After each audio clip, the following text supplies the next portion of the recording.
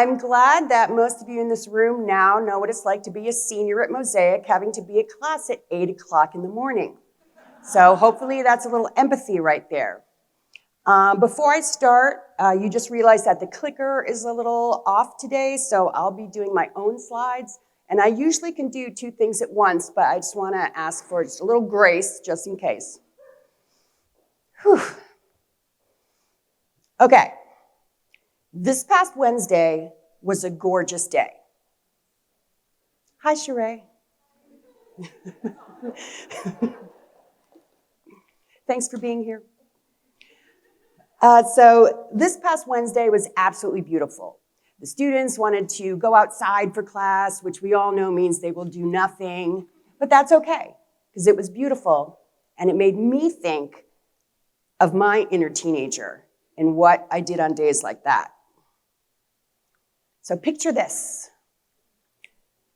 It's the early 80s, and it's a beautiful day, and we jump on the highway. Because when you're young, what else can you do but explore and drive? This fantastic vehicle was our mode of exploration. And in that car, I would stuff all of my friends. We all kind of had the same haircut. But we would get in the car, we would jump on the highway, and we would go to places all over. We would go to the Exorcist steps, if anyone recognizes these in Georgetown. And we would just sit there because it was cool. We would go to Haynes Point, where this amazing sculpture called The Awakening crawled out of the ground. And at the time, we didn't see it as a metaphor for our own lives. We were crawling into our identity. But these are the kinds of places we adventured to. And on the highway back to suburban Virginia, there was this underpass that we called Light City. And that's really only something you think about when you're young. And we're driving, and the windows are down, and the wind is coming through, and there's that odd smell of the highway, which is a little bit rubber, a little bit gasoline. But we're in Light City, and we're listening to WHFS FM. The Weasel is the DJ, and he puts on this song. Nope, not that one. Because that would not have done it for us. So we're in the car, we're driving through Light City, and Joy Division's Love Will Tear Us Apart comes on the radio. There's a little introduction, and then the synthesizers come in this kind of swirl, and everyone in the car is swirling and driving. And none of us remember our algebra homework, but we know that Ian Curtis wrote this song because his marriage was falling apart, he had epilepsy, and he'd met another woman. And we know what that is like. And it is one of the greatest days of our lives. So here's the interactive part. I want all of you for a moment to close your eyes, or if you're uncomfortable, look at the sky. But think back to one of those perfect days of your youth. What car are you driving? Where are you? If you're not driving a car, maybe you're on the subway. Maybe you're just walking down the street and sharing earbuds with your best friend. But at some point, that song comes on. And you know you are at one with the universe. So stay in that moment for a minute. What do you see? What do you smell? And most of all, what do you hear?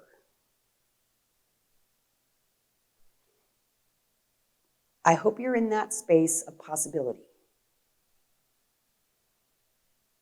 So you can open your eyes and maybe tell the person next to you what that song was. You could talk. This is teacher mode. Now we're talking.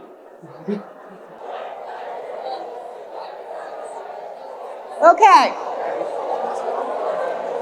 Teacher voice.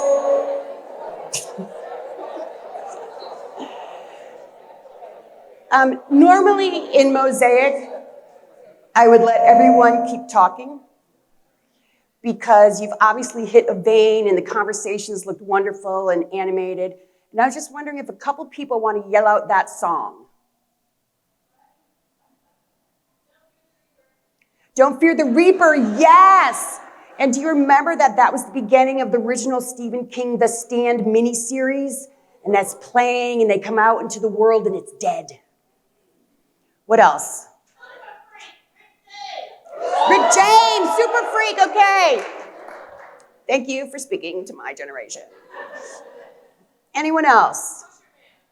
Pusher Man. I know that song. That is a good song. My point is, all of you are smiling and you're laughing and you're in this memory and you remember those days. In thinking about that, once again, just shout out, what are a couple words that come to mind if you had to put that feeling in a word? Freedom, joy. Bright? Bright. What? Fun. Okay, all of these are positive words. Freedom, joy, the brightness of being young, fun. So now I'm going to ask you to switch gears for a moment and be who you are today and take a walk through the short north. Maybe you're shopping at Easton. Perhaps you are walking around Franklinton, or maybe even you're here and you see a group of teenagers. What are some words that come to mind? I will say them for you to save you. But some words that come to mind are mistrust, suspicion, perhaps even a little bit of fear or a little bit of jealousy. So I'm interested in exploring that space between who you were as a teenager and how you interact with teenagers today. Because there's quite a bit of dissonance there. I think one of the reasons is this is what we see in the media. This is an actual still. It says, "How well do you know your kids?" And the reason I have that is because that young man is one of my former students. Or we see things like this.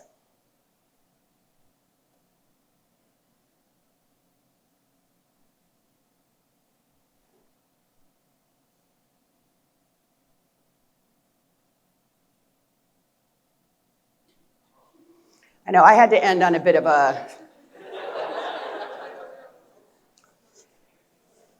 So I'm obviously speaking in generalizations because we've all had a different experience of the world, but it seems to me that we have this collective forgetting of the beauty of being a teenager.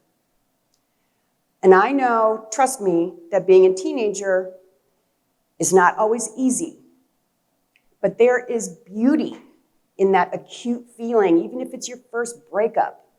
There is beauty in the tightness of your skin when you're trying to peel off into an identity.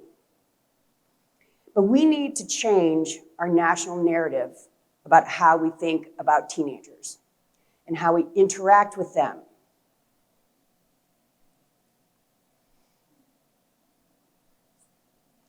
As a teenager, you are always putting on different identities. You're trying on things and see how they fit. I went from a popped collar to ripped tights in maybe a year.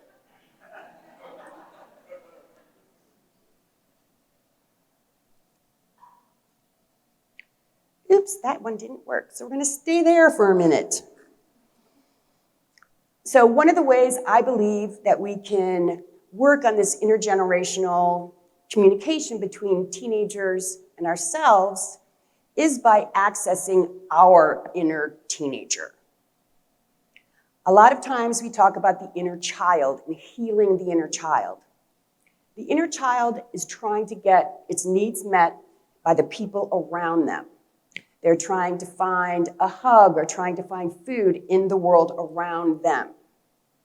But as people grow up and they become teenagers, they try to get these needs met throughout the world outside of their home. They're trying to find an identity and autonomy and they're out there trying to figure out how to make their life work. I'm nervous. And I will say, if you don't realize it by now, teenagers are very observant. They are watching us adults all the time. And not because they're judging us, or not because they think we're not cool or wear funny shoes or whatnot. It's because they're looking at options on how to live their lives. They ask you, oh, what's it like to live alone? Or what's it like for this? And they're just trying to figure out, oh, maybe that fits me. And it is really a lovely thing as a teacher to watch. Usually when I tell people I teach high school, they usually go, I'm sorry. Or they say, you're brave. And to me, that's so, I don't know, it's kind of sad, I guess. Because I made a choice to teach high school because I love teenagers sometimes. I love teenagers because you are literally watching someone come into their voice or into their life. You're watching them try to figure out what their passions are. And I'm lucky because that helps me stay in my teenage brain. I see things in a different way, perhaps, than people who are not around young people all the time. And there we go. So, we need to make friends with our inner teenager. Okay? Whew. I know we all have a haircut like that lurking in our backgrounds. So much is made of the teenage brain and the fact that the prefrontal cortex is not fully developed yet. And this is what allows young people to do weird things. It allows them to take risks. It allows them to perhaps think they know more than you. It allows teenagers to go out into the world without having a plan. And I think a lot of the qualities of the teenage mind are very similar to the qualities we talk about when we want to reactivate our creative self. Much is made of young people being impulsive or trying new things. And isn't that exactly what we say when we're trying to recover our creativity? We say, go find new experiences. Stop listening to your inner editor. Seek out the novel. And this is what young people do every day. We also know that this brain makes teenagers a little bit selfish, maybe a little bit narcissistic, but that's okay. That's the time to focus on self. And we know as creatives that we also have to be selfish sometimes. We have to make time in our lives to play. We have to make time in our lives to go spend the day at the museum or spend the day in nature or spend the day just replenishing our creative diet. So I believe that creativity and the teenage mind go together like this. And when we make friends with our inner teenager, we can go like this with our creativity as well. We can go back to that space of awe. So, make friends with your inner teenager. And that version of ourselves is still inside here somewhere. I know mine sits somewhere bottom of my heart, giving me side eye a lot of the times. But sometimes when I go back and look through the world with my inner teenager, I find myself driving on 71 going someplace I have no idea. You know, the windows are down, and it could be Love Will Tear Us Apart, or it could be a podcast. But, you know, I'm listening to something, I'm going someplace, and I don't know where I'm going to end up. And that's where I come up with creative ideas. And I usually have my dog. If you remember The Breakfast Club and the character played by Ali Sheedy, Allison Reynolds, she has a very memorable quote, which says, where is it? When you grow up, your heart dies. And that is how young people sometimes see adults. And sometimes we look at young people and think, when you're young, your heart doesn't know what it's doing. And we need to somehow find a space where we can honor young people and their mistakes and their impulsivity, and we need to honor our own inner teenager and embrace the mistakes we may have made, but also look at the world through new eyes. We also need to give ourselves permission to play and to silence that inner editor. Speaking of inner editor, we're now going to write some poetry, because that's what I do.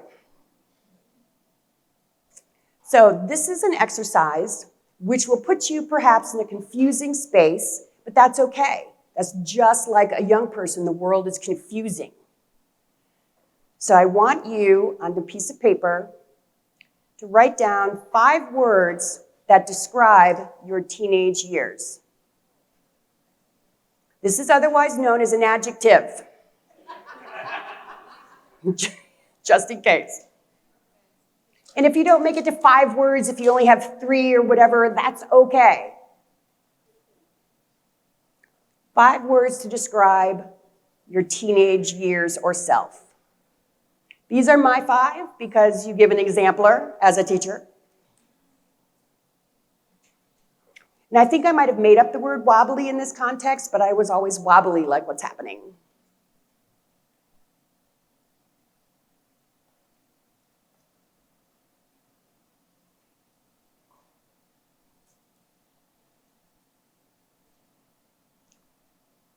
And you cannot fail, by the way.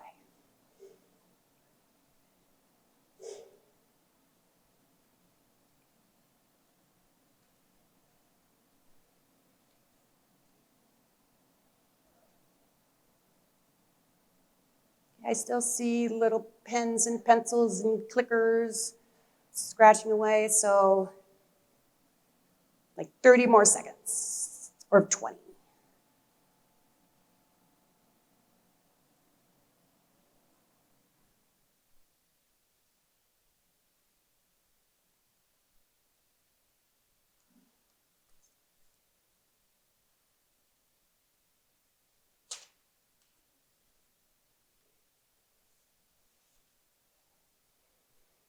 Okay, let's go for a second column and make a list of 5 objects that remind you of your teenage years. Objects, concrete nouns. Okay?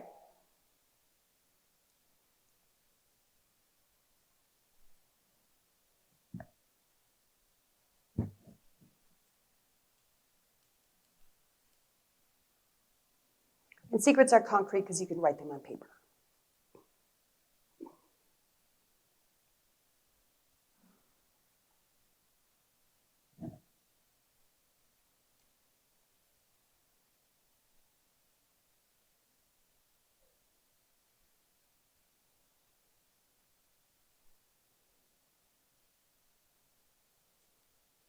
And just because of time, I'm going to move on again. And lastly, make a column of 5 qualities that embody your teenage self. These are abstract nouns. And this is what I mean by that.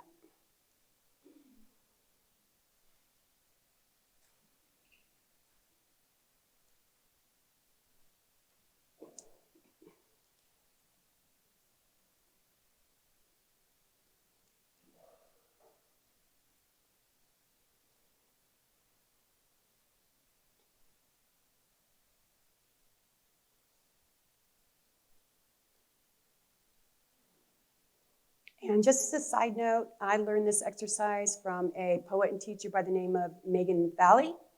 So if you're curious in looking for any other writing prompts or exercises, if you're taking a creative moment for yourself, look her up.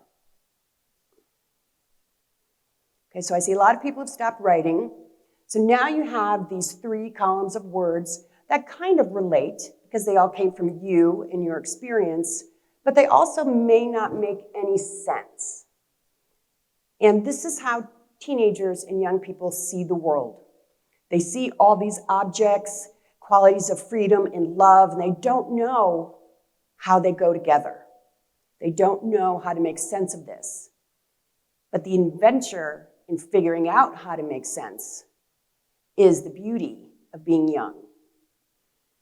So I'm going to ask you to try to put your words together in some sort of way that makes a little bit of sense, but it could also be a little surreal.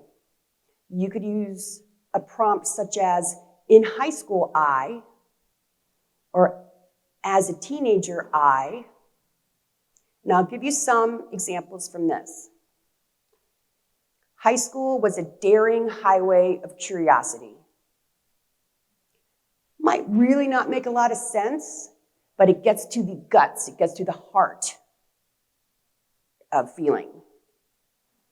As a teenager, I overflowed with the wild music of righteousness. How many of you have talked to a teenager, maybe your own teenager, and they just did not listen to reason? And that's okay. We want people to believe strongly and heavily in things. And the last one, my wobbly secrets of anticipation crawled under too tight skin. And that to me spoke a lot about, as a young person, my dreams of the future, of the anticipating what's coming down the road. And I was nervous about it, and you didn't want to talk about it, and you wanted the expanse of the world, but you were stuck in your teenage self. So even in spaces where things may not make a lot of sense, you can move the words around and make friends with your teenage self. And I think that's it. Oh, wait. Anybody want to share their sentence? Of course, the people who are still teenagers, because they're risk takers. Stand up.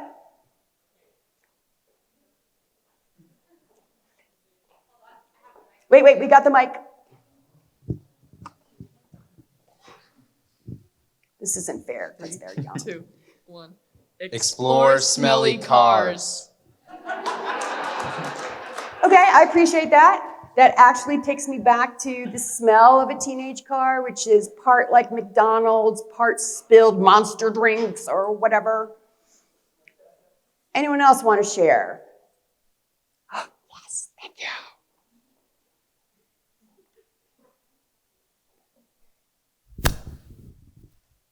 As a teenager, I focused my voracious camera on a potential world. Yes.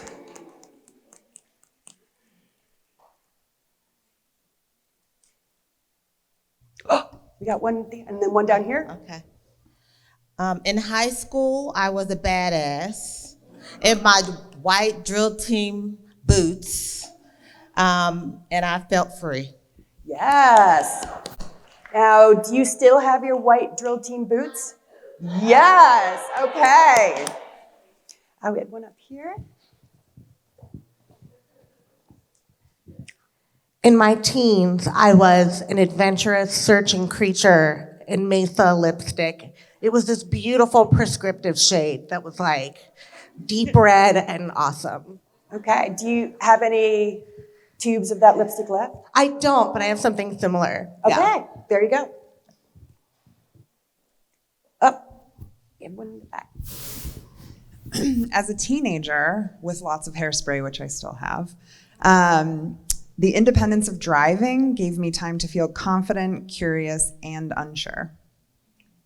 Yes. I love that confidence and unsure. I think that is the crux of being young.